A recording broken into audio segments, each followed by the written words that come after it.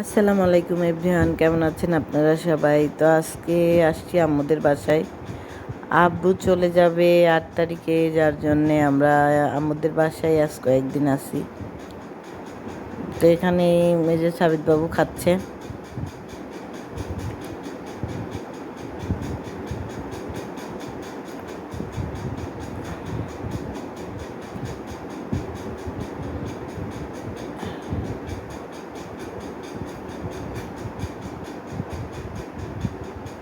তো এরপরই চলে যাব সাবিত বাবুকে নিয়ে কোচিংয়ে, যেহেতু পরীক্ষার সামনে ওর কোচিং থেকে সব দাগিয়ে দিচ্ছে, বই ইম্পর্টেন্ট প্রশ্ন দাগাই দাগাই দিচ্ছে বলতেছে, যার জন্যে আর মিস করব না, ওকে নিয়ে যে যাচ্ছি।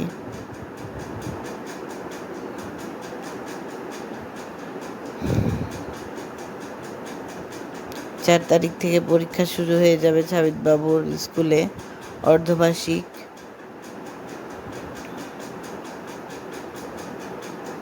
তো এরপরে কোচিংয়ে এসে দেখি আমি আর সাবিত বাবু একটু আগেই চলে আসছি টাইমের। আজকে স্যার এখনও আসেনি। অন্যান্য দিন এই সময় স্যার চলে আসে, বাট আজকে আসেনি, যার জন্যে মা আর ছেলে যে দাঁড়িয়ে আছি। সাবিত বাবুর কোচিংয়ে এই বট গাছটা এর আগেও আমি আপনাদের দেখাইছি। এই যে একটা বড় মসজিদ।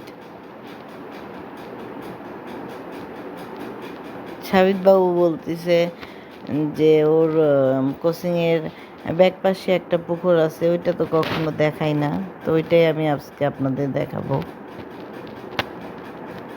এই যে এই পাশটাতে ও এখানে ওর এক্সামের রুটিন দেখতেছে। ওর এক্সামের রুটিন পাইছে, বাট এখানেও একটা টানানো আছে, ওইটা দেখতেছে।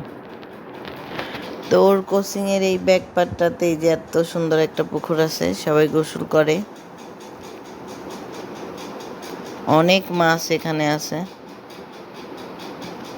অনেক বড় পুকুরটা।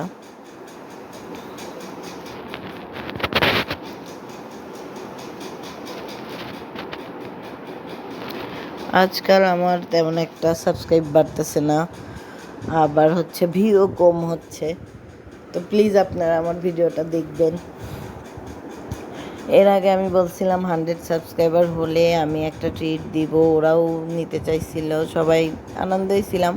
বাট এরপর আপনার 100 সাবস্ক্রাইবার হওয়ার জন্য ট্রিট দিতে চেয়ে যে আপনাদের ভাই অসুস্থ হয়, নানান রকম সমস্যা হয়, এই জন্যে আর ওই ট্রিটটা করে ওঠা হয়নি।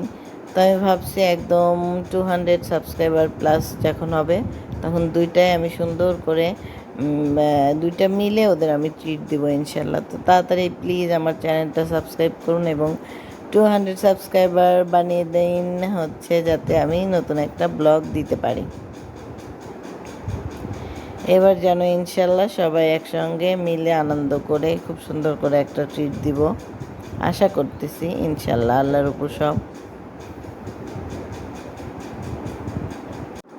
তো আজ 2 দিন তো মেঘলা বৃষ্টি বৃষ্টি, বাহিরে শুধু কাপড় চোপড় আর কাপড় চোপড় ভেজা। তো এরপর আমি এই বেডশিটটা চেঞ্জ করছি, চেঞ্জ করে যে এটা লাগিয়ে দিছি, আর হচ্ছে বালিশের কভার চেঞ্জ করতেছি, সব এলোমেলো। তো ওই রুমটা পরিষ্কার করে এই রুমে আসছি, আর এই রুমে এসে দেখি এই যে ফড়িং বই এলোমেলো করে বসে লেখাপড়া করতেছে, আর আপনাদের ভাই ঘুমিয়ে পড়ছে। সেহেতু আর এই বেডটা পরিষ্কার করা হবে না, আমি ওই রুমে চলে যাব। তো সব ক্লিন করার পরে ফড়িং বলল যে সে আম খাবে। তো ফড়িংকে আম দিতে বসলে আমার আবার একটু প্যারা হয়ে যায়, সেটা হচ্ছে সে এই যে ডিজাইন করে আম খায়, তো সেটাই আমি বানাচ্ছিলাম। যখনই সে আম খাবে তার আম ডিজাইন করে কেটে দিতে হবে।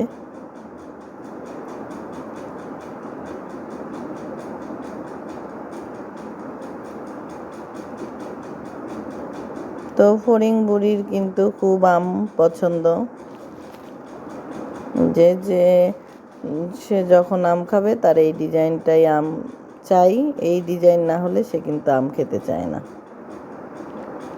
তো কষ্ট হলেও আমি এটাই তাকে করে দেই, কারণ যদি সে এতটুকু খায় তাও আমার ভালো লাগে। এরপরে যে রাত্রেবেলা আমাদের বাসার থেকে আমি সাবিতবাবু চেয়ারম্যান সবাই খেয়ে আসছি, আর ওর খাবারটা নিয়ে আসছি।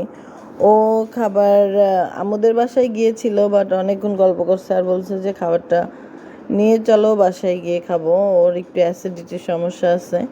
তো ওষুধ খাইছিল, খাওয়ার আধা ঘন্টা পরে খাবে বললো। তোর খাবারটা বাসায় নিয়ে আসছিলাম। তো তারপরে সে বলল যে আম কাটো, আম খাই। তো এই যে আমি এখানে আম ধুয়ে পরিষ্কার করে নিয়ে আমটা কাটবো।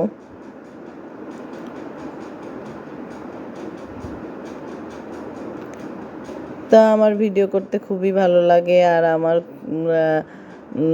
ভিডিওগুলো আপনারা প্লিজ দেখবেন, লাইক করবেন, কমেন্ট করবেন, শেয়ার করবেন, আমার চ্যানেলটা সাবস্ক্রাইব করবেন। আমার কোন রকম ভুল হলে সেটা বলবেন। তো এরই মাঝে হচ্ছে আমার এই আমটা দেখতেছি একটু কাঁচা আছে, বাট আমি কেটে ফেলছি। তো এটা এখন কাটবো না, যাই হোক ওটা কেউ খাবে না, একটু টক টক লাগবে তখন। তো এইগুলো আমি এই যে কেটে নিচ্ছি। আমার ফ্যামিলির সবাই আম খায়, এক একজন এক এক রকম করে।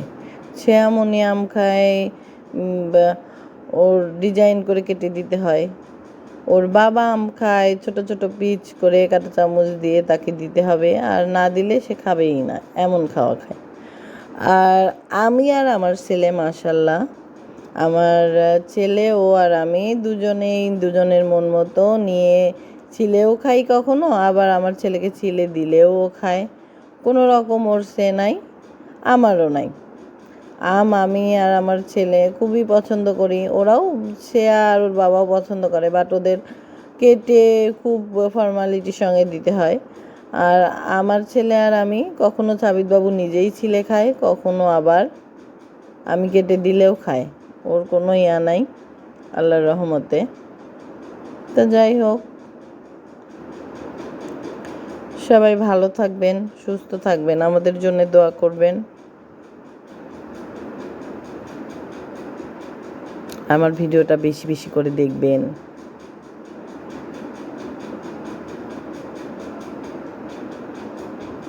যেহেতু আমাদের ওখানে খেয়ে আসছি, আমাদের ওখানেই বেশিরভাগ সময় থাকি, বাসায় আর রান্নাবান্না নাই।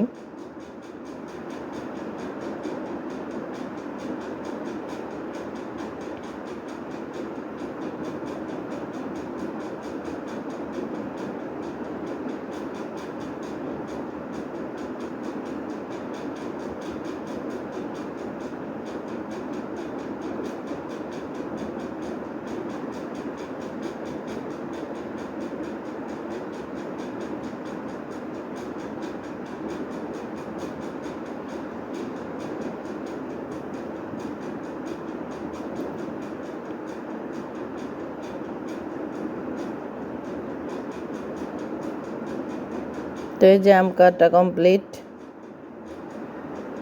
Thank you for watching. আল্লাহ হাফেজ।